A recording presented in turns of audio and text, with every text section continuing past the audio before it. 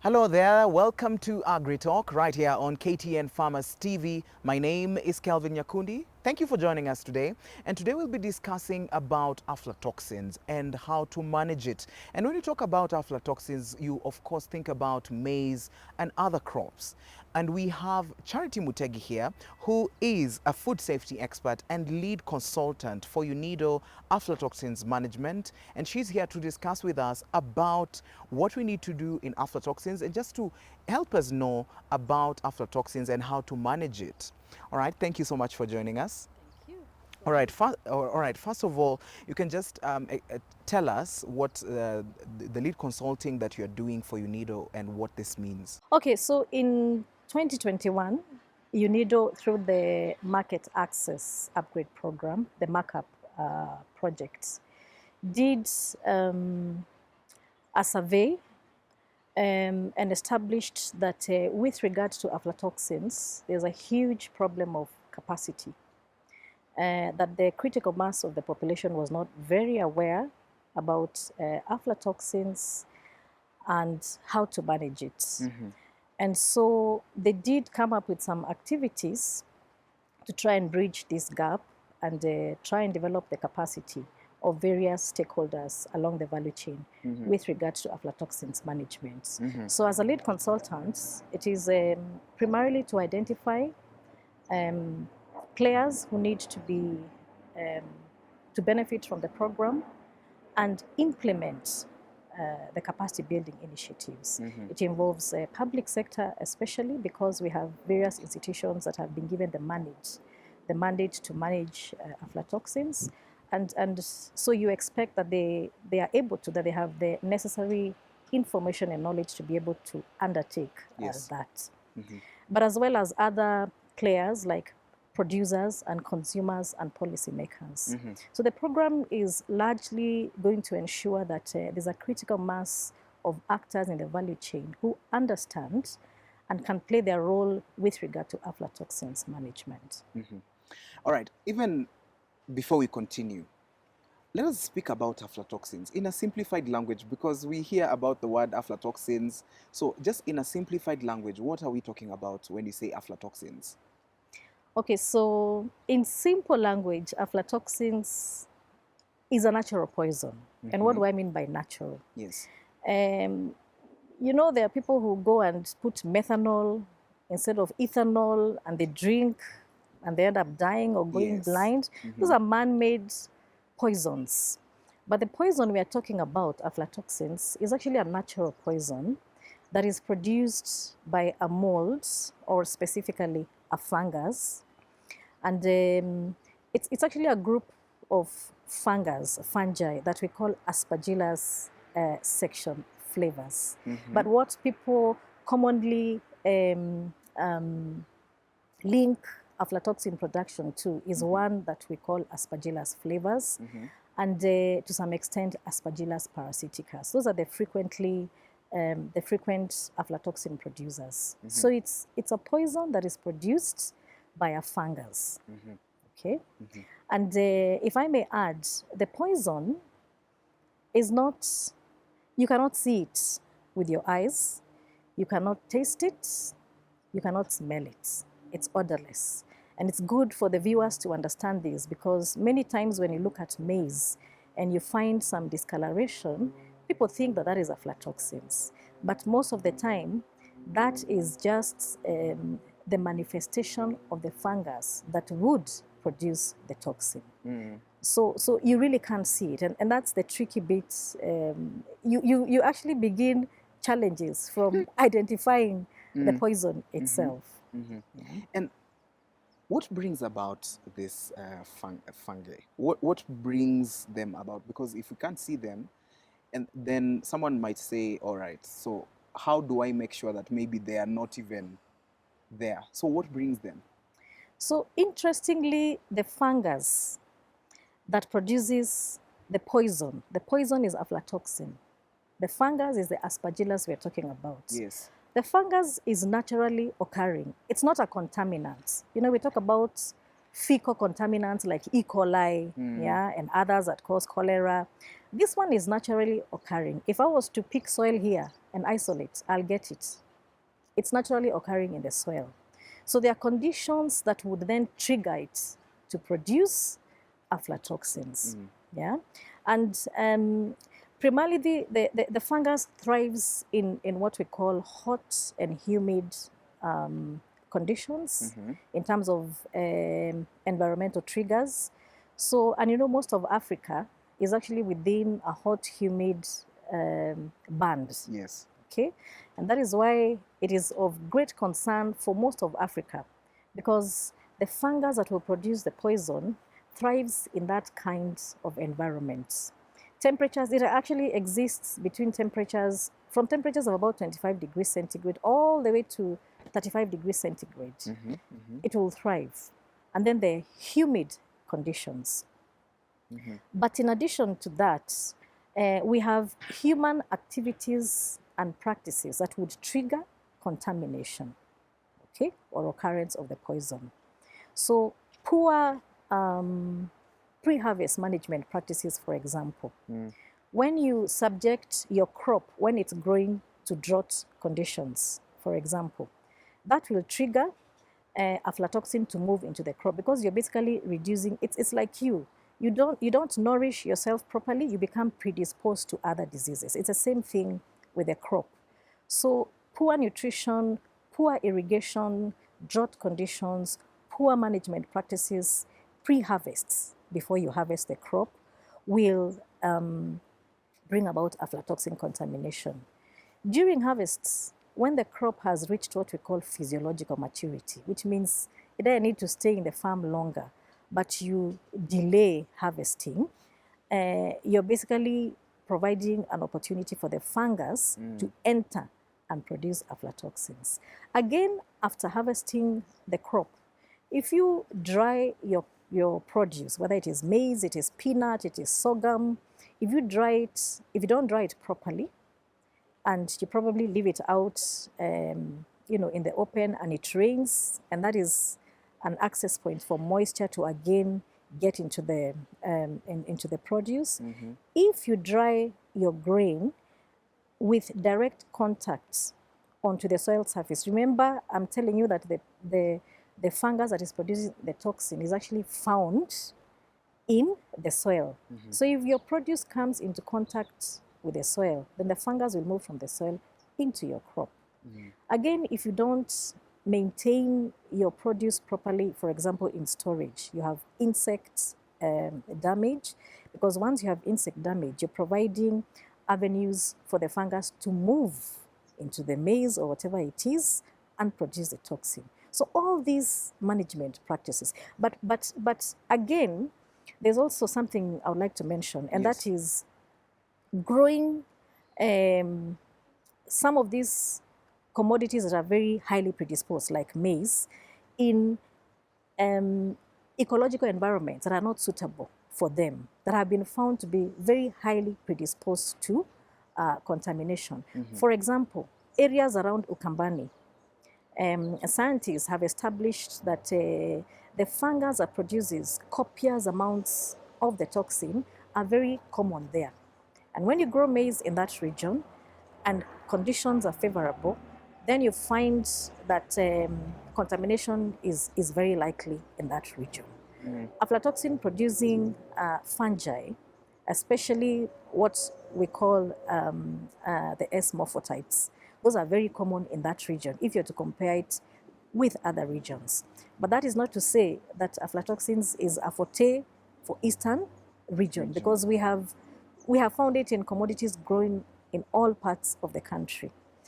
And that means that with climate change, as areas that were referred as cool areas, with increasing temperatures, those areas are no longer safe. You cannot say that the Rift Valley, for example, is now safe and you'll not get aflatoxins in those regions. Yes. Yeah? So those are some of the predisposing factors or causative factors for contamination. All right. So, for example, when you talk about, we've spoken about maize being affected. What are some of the other food categories that are likely to be really affected by aflatoxin? Yeah. So maize is one of them. Uh, Peanuts, or what we call groundnuts here, or jugu karanga. We have sorghum. We have other tree nuts, cashew nuts, pistachio nuts, which are not very common in Kenya but are highly predisposed. We have chilies, peppers, a few quantities in commodities like rice, but not as significant as the maize, groundnuts, and other nuts. But also in commodities such as milk, you also get milk with the aflatoxin levels because we are used to making animal feed with produce that we think is not safe for human consumption. So you get your maize, you sort the bad maize, you take it for making animal feed. Yes. You make animal feed that has high levels of aflatoxins. When the cows eat, they have it and they transfer it into Milk. the milk. So milk and other dairy products are also predisposed. Now, the commodities that I've mentioned, the products from those commodities are also potential candidates for contamination. So I've talked of animal feed, I've talked of weaning foods for babies, ugali from maize meal, and many others. So think about the products of all the produce that I've told you is highly contaminated. Yeah. And also, now, when we find aflatoxins in these products from the maize, like ugali, so what do you think would be the effects? Because now we have ugali, and then we also have groundnut peanut butter. We have milk that is processed maybe to yogurt. So are there maybe chemicals that can be used to maybe reduce the levels of aflatoxin? Or what can be done in these products in order for us now to say they are safe? You asked about effects Yes. and what you can do. Yes. Would you like me to expound about Yes. the implications and Yes. why you need to do something about Yeah. them? So I like to discuss the implications for you to understand the magnitude in three aspects. How it affects availability of food. Think about Kenya and, for example, maize being a key, Yes. it's a key staple. And average Kenyan will consume about 400 grams of maize-based diet per day. So it's important for the diet. Now, let's also talk about the economic impact and the health implications. So let's talk about food availability. Yes. Already, we are a net importer. It means we're not even producing enough maize as we require. Now, even the little that you're producing, once it is checked and found not fit for human consumption, you have to remove it from the food supply chain. It means already you're creating a crisis of sufficient food availability, and that has happened severally. Okay, so food security, it is actually a direct, and it's not just aflatoxins. Many food safety hazards really implicate on the availability of food in the supply chain. So you're already removing, you're causing food losses. Number two, and very important, is the health implication. For aflatoxins, we have two ways that it will affect you as a human being, even animals. Yeah, there's what we call the acute poisoning and what we call the chronic exposure. Now, there's a lot of media coverage. In the past, there has been a lot of media coverage on acute exposure because it's easy to report. You report 10 deaths or 100 deaths, or more than 100 deaths, like happened some time ago in Kenya. And of course, then the obvious acute implication is death. You lose people and you lose livelihoods. But the challenge that is facing the majority of Kenyans, you and me, today is what we call chronic exposure. Yeah. So acute poisoning is caused when you consume a lot of poison in the food at one go, high amounts of aflatoxins. But when you keep eating small portions, small but unsafe portions of aflatoxins, you get what you call chronic exposure. Very rampant in the majority of Kenyans today. Implication, Number one is liver cancer. And you can see how the cancer incidences are evolving in the country. Yes. We also have immune suppression. It means, in addition to everything else, you're not being able to fight all other diseases because you're already immune compromised. And stunting in children. Okay? Aflatoxin has been is a proven carcinogen. The International Agency for Research on Cancer has proven it as a carcinogen. And that is why we are confirming that it will result into cancer. Likewise, studies have also shown that it contributes to child stunting. Okay? And these are irreversible. You affect, that is why we say the first 1,000 days of a child's life is very important. Because once you affect it there, it is irreversible. And it has been found to, so whatever you're feeding a child in those 1,000 days is very critical. If it is contaminated, then you have child stunting. Yeah. So you can see the impacts of health, the implication of health. And then think about the economic implications of treating these related diseases. Cancer, for example, the burden of treating cancer-related illnesses. Yes. Stunting, for example, and immune suppression with many other diseases that come in. So there's a lot, even for the government, there's a lot of money and resources that would have otherwise been saved that have to go into these treatments. Likewise for animals, okay, they also suffer the same. Yeah. Okay. Now let's talk about trade. When you look at trade,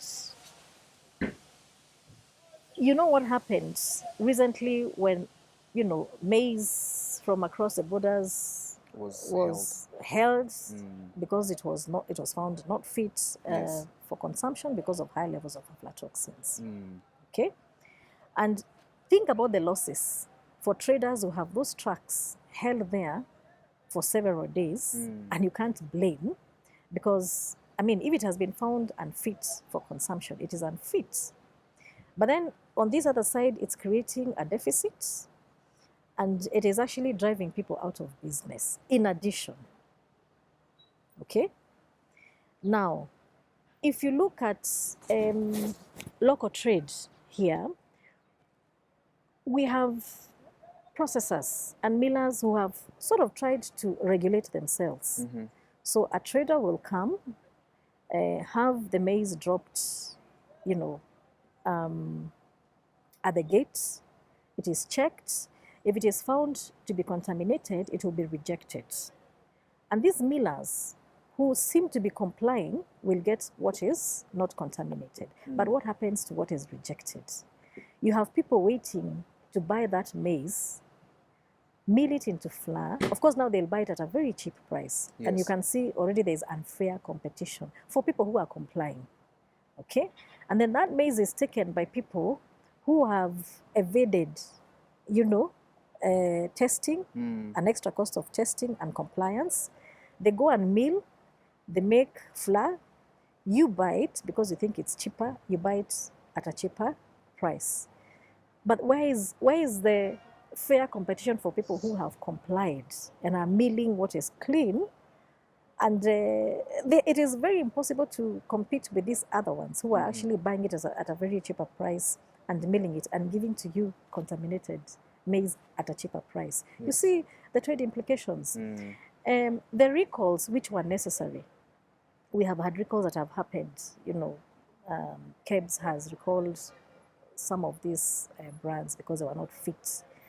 But ultimately, some of these people had to move out of business. The reputation, again, cannot keep you there. Okay?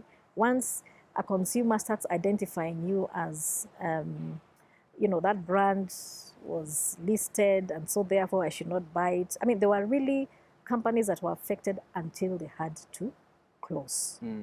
If you talk about poultry farmers, the direct implications of chicken eating contaminated produce is the live weight. If you compare a chicken that has eaten, chicken feed that is contaminated with aflatoxins and one that has eaten a healthy diet, you'll see the difference in the live weight.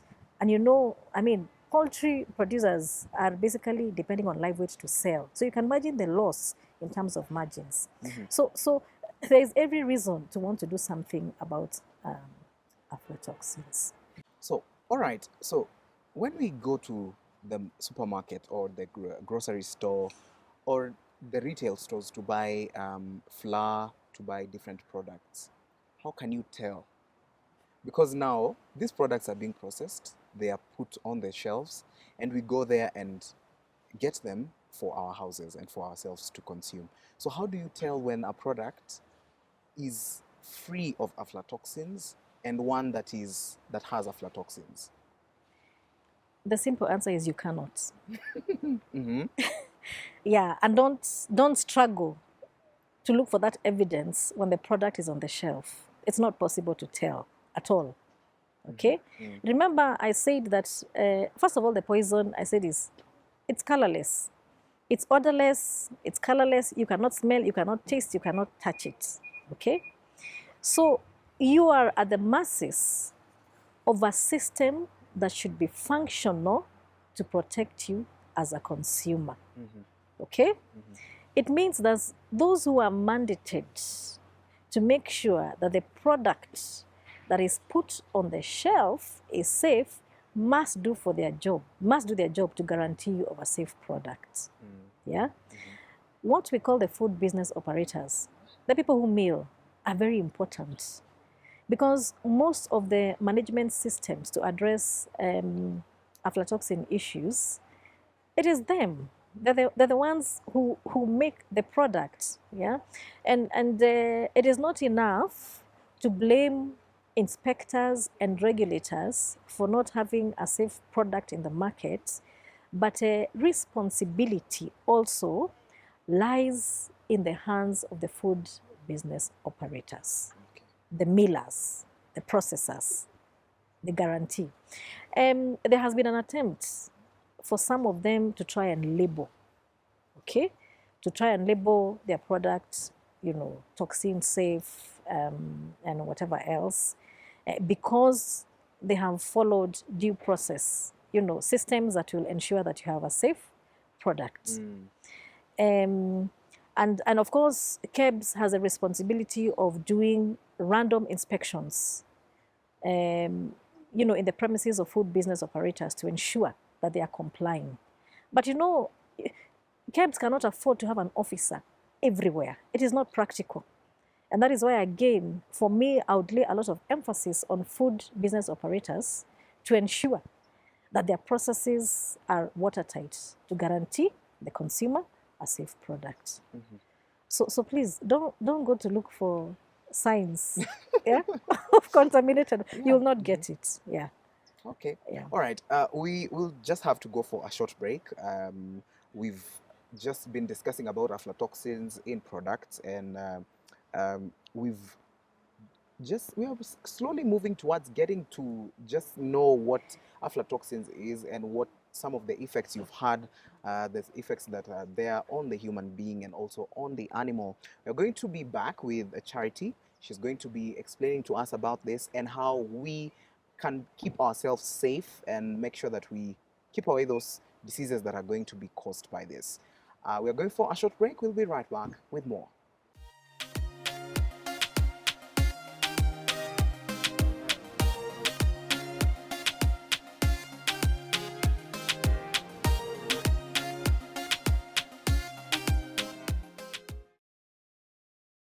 All right, welcome back. This is Agritalk, and we are talking about aflatoxin management. And we have Charity, who is a food safety expert and lead consultant for UNIDO for aflatoxins management. All right, so let us continue with this conversation. For example, do we have levels of aflatoxins that you can say are too high in humans and some levels that are too low? Yes, we do. And what do these levels? What is the effect of these levels that are there? Okay, so let me first say this. Ideally, there's no level that is safe. Okay, we shouldn't be talking about poisons in food. But then the challenge comes about because, just by where we are within the tropical environment or Yes. climate, it's really impossible to have zero poison, aflatoxins in our food commodities. It's almost impossible. And you must balance between food security, food availability, and safety. Yes. Okay, otherwise you may eventually have no maize to feed the Kenyan population. So that is why we have institutions. For example, in Kenya, we have the Kenya Bureau of Standards that sets limits based on a proper risk assessment, right? They do an assessment and consider many aspects. The dietary habits, risk of exposure, levels. I mean, many aspects that help them determine, therefore, what is a threshold that can be considered safe for you and me in food. So Kenya has currently established that if you consume, the safe limit for aflatoxins in food commodities is 10 parts per billion of total aflatoxins, and 5 parts per billion of what we call aflatoxin B1, because it's the most potent. That is Kenya. The EAC countries have also adopted, it's the same threshold, 10 parts per billion for total aflatoxins, 5 parts per billion for aflatoxin B1. We do have variations though. Other countries have different thresholds. The EU, for example, has a very stringent threshold. 4 parts per billion total aflatoxins and 2 parts per billion aflatoxin B1. That means if Kenya wants to export groundnuts to the EU, even if it meets the requirement as per the regulatory threshold set by Kenya Bureau of Standards, it will not be accepted in the EU. Yes. Yeah. So we have these variations, and we sometimes I hope that it is informed by science and not necessarily unfair trade practices. But ideally, thresholds are set presumably because a proper risk assessment has been done to set the thresholds. All right, so we are in the tropics, and as you've mentioned it, it's really difficult for us to eliminate the level of maybe pests that are there when you are using Poisons. fertilizer of toxins also. So what can we do to try and reduce this? Okay, so in general, let me talk about in general, and I'll go to aflatoxins. In general, we have to avoid what I call the silo mentality, in terms of management. Because remember, what is produced in Elgeyo Marakwet, tomatoes produced in Elgeyo Marakwet may find their way in Marikiti market, for example. Potatoes from Nyandarua will get their way to Marikiti. So avocados in Muranga will get their way to the UK. So you cannot implement food safety measures using a silo mentality. You have to make sure that you have a traceability program that guarantees that food safety hazards are dealt with from production all the way to consumption. And we have failed in that. In fact, it's only the highly regulated markets that are lucrative, where you find a very good traceability system. Talk about avocado, talk about macadamia, fresh herbs and vegetables that are getting their way into the EU market because the requirements are stringent and the producer must follow. And it's very different from other commodities that do not fall within that bracket. So traceability systems that make sure all parts of the supply chain or the food chain are taken care of is where we need to be moving towards, not working in silos. Now, let's talk about aflatoxins. Yeah. Again, this is a poison that will start all the way from production up to the time that Kevin is consuming that food. Any part of the value chain has a possible avenue for contamination. So we do have what we call pre-harvest management, and we do have simple solutions. It's not rocket science. We have simple solutions that can be used pre-harvest. For example, good agricultural practices.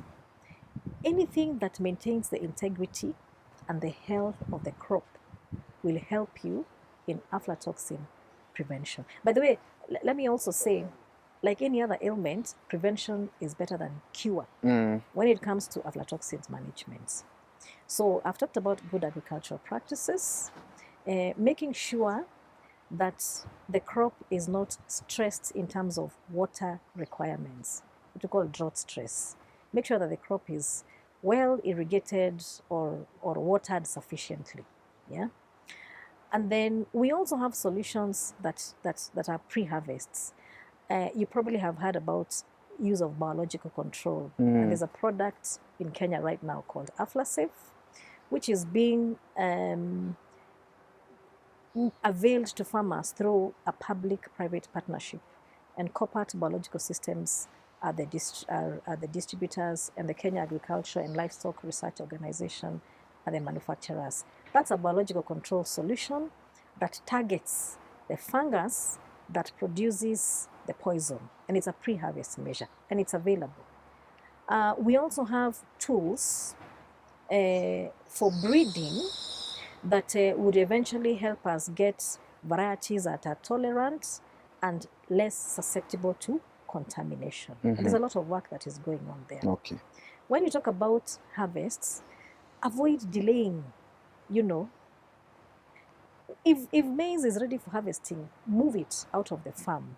You know, we have this habit of stacking maize, and then you create a micro environment that is hot and humid, and that is what the fungus thrive on, you see.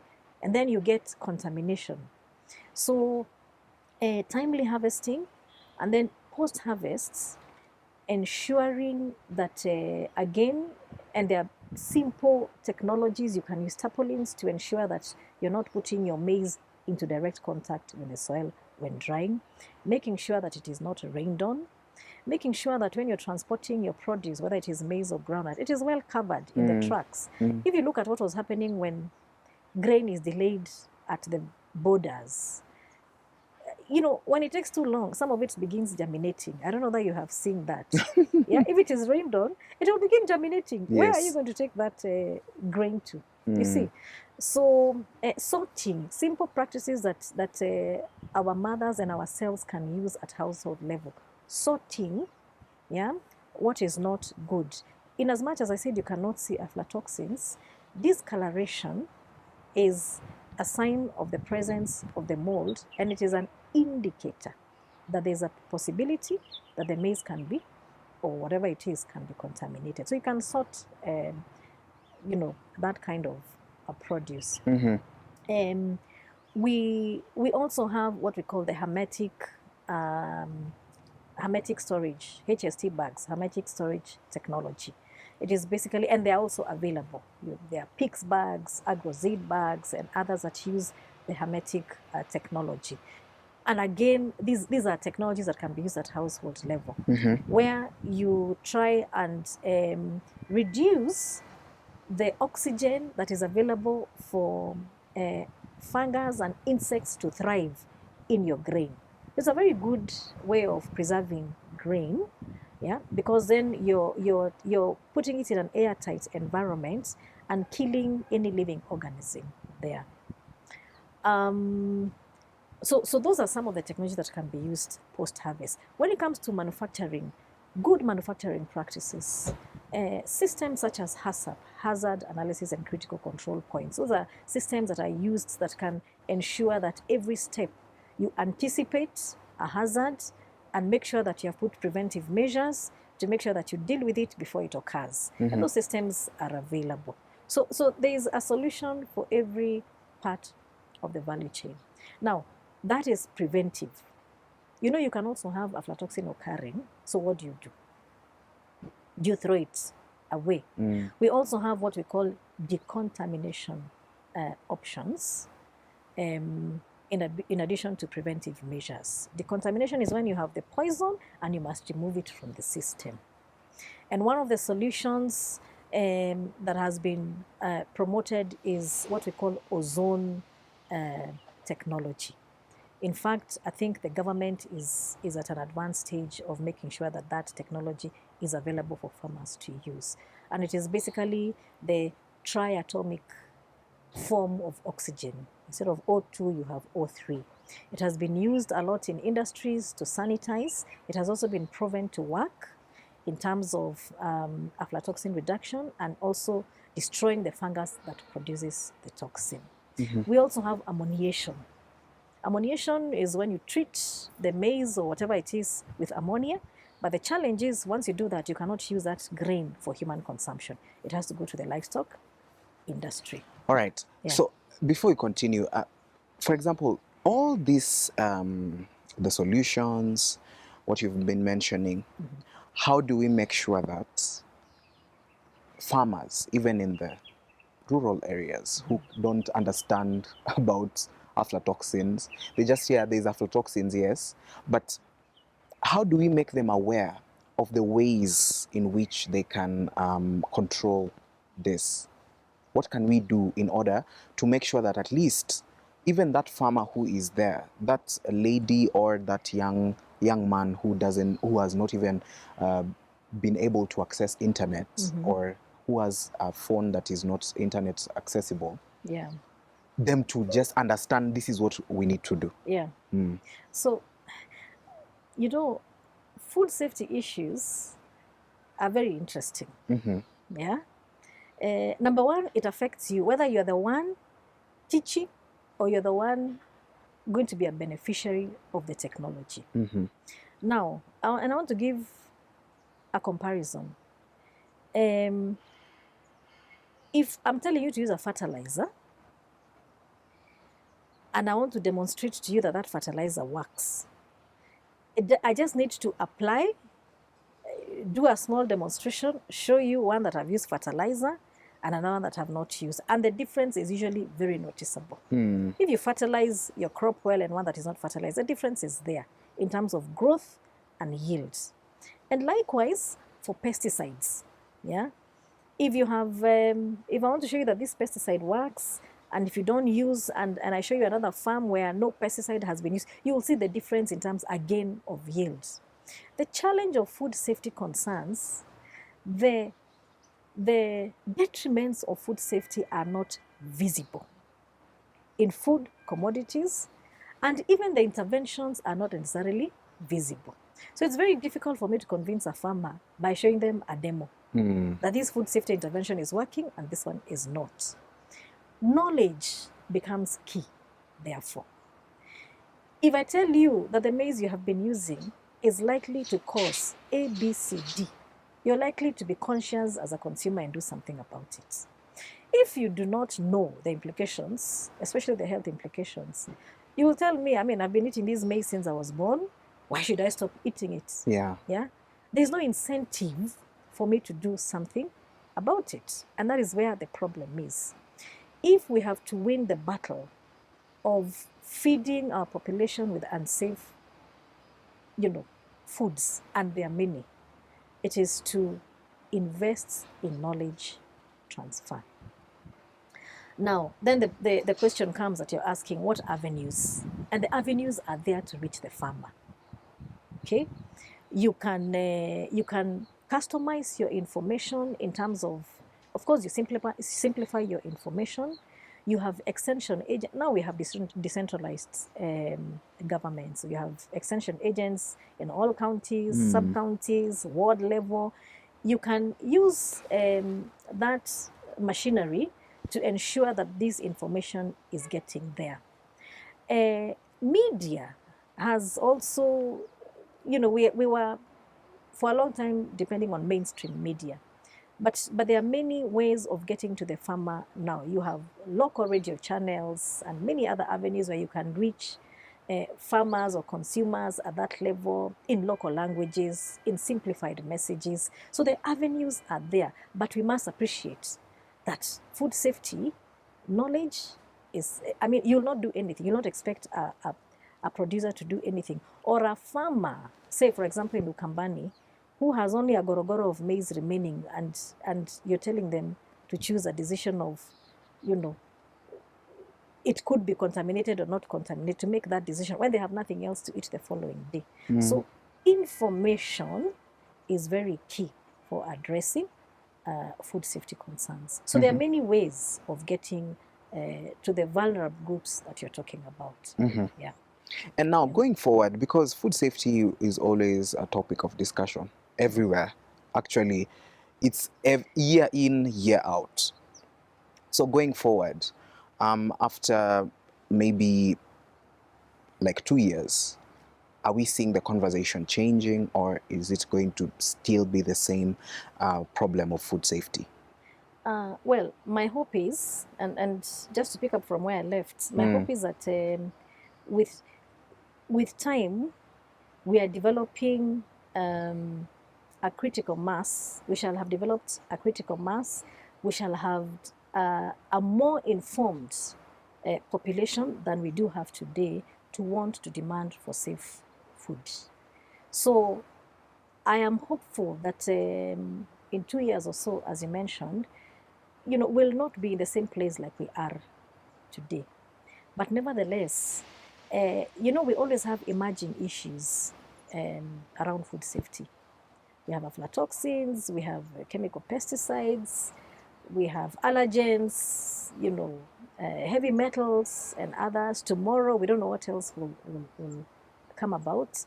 So I think it's a conversation that must remain open.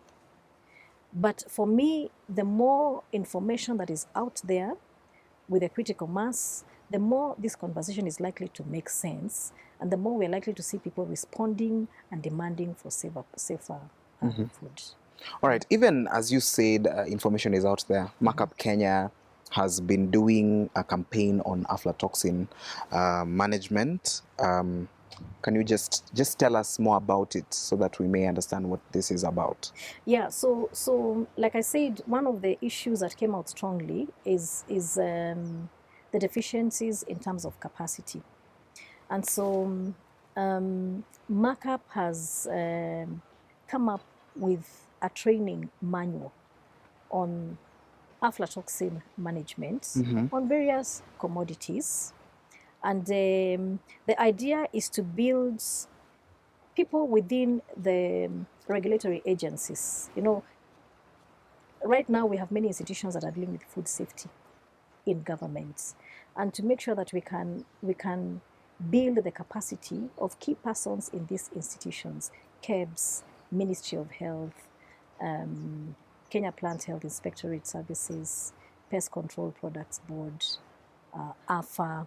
Yeah, have people who that beyond the projects can continue in the dissemination, but also have the information and skills to be able to do their work, because they also have a responsibility in food safety.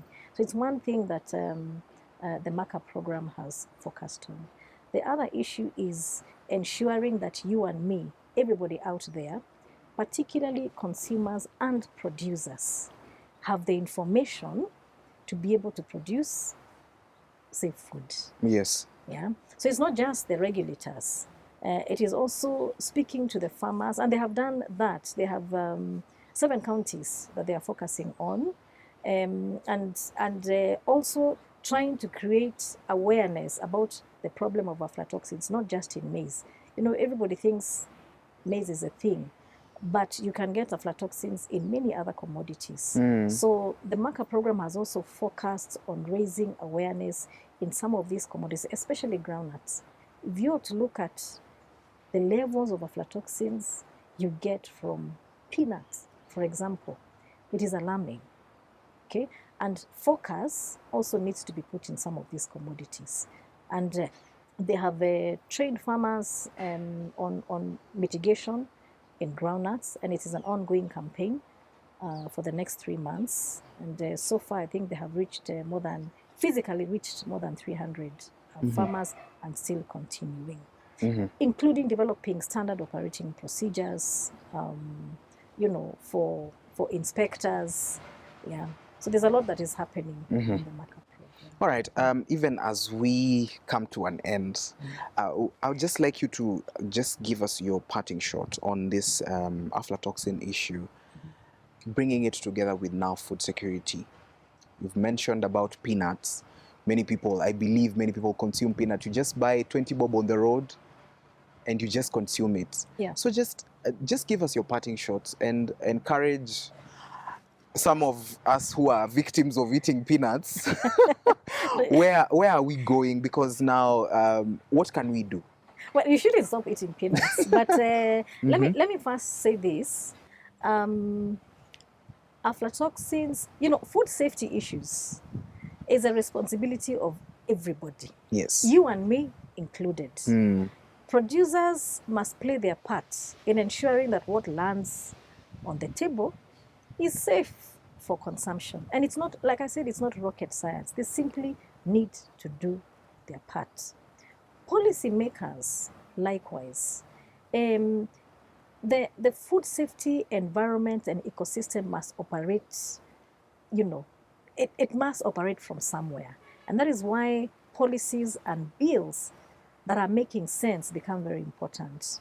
And by the way, it is important for us to appreciate government now because they are at an advanced stage of passing a food and feed safety coordination control bill.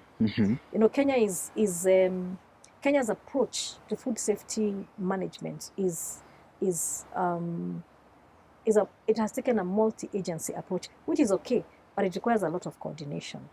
So there is this bill that is, at an advanced stage, and we hope that it will go through because it will give some direction into how the lack of cohesiveness that has been there in terms of handling aflatoxin issues and many other food safety issues have come about. We hope that that can resolve it. So let's give them credit where it's due.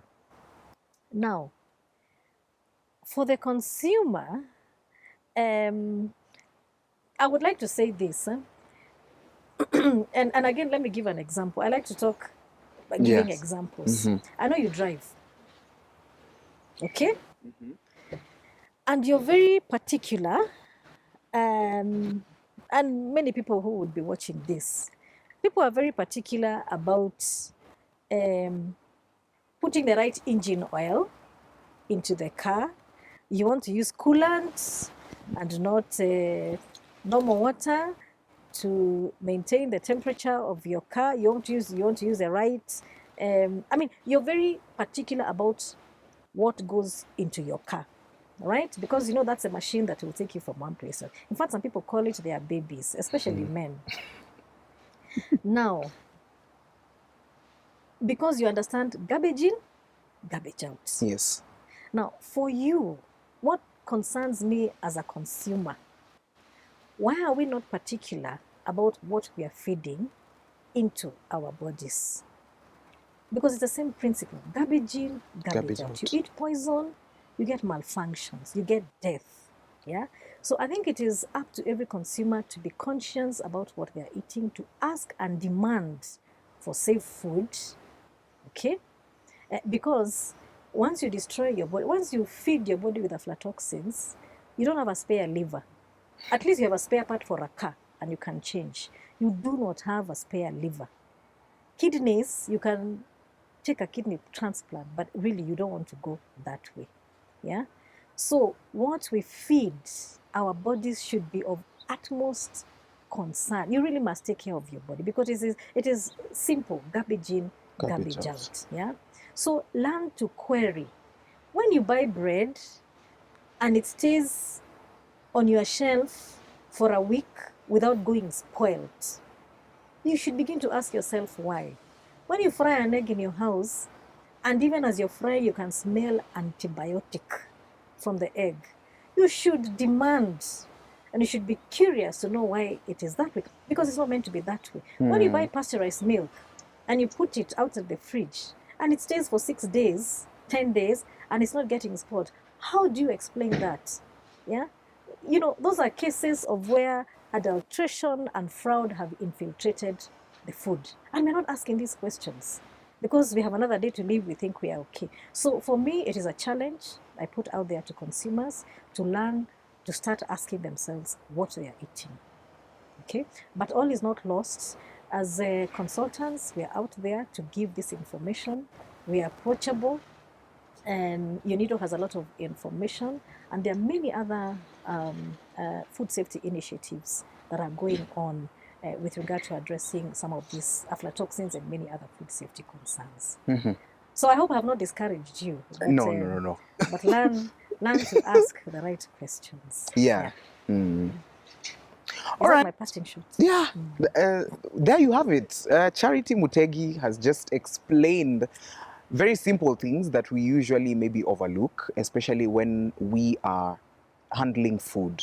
And I believe you have learned something today. I myself have learned something very important on how to make sure that you take the right food for your body. We've also learned garbage in, garbage out. All right, that's it from us. My name is Kelvin Nyakundi. This is Agritalk right here on KTN Farmers TV. Let us meet next time, same place, as we discuss more about agriculture in Kenya.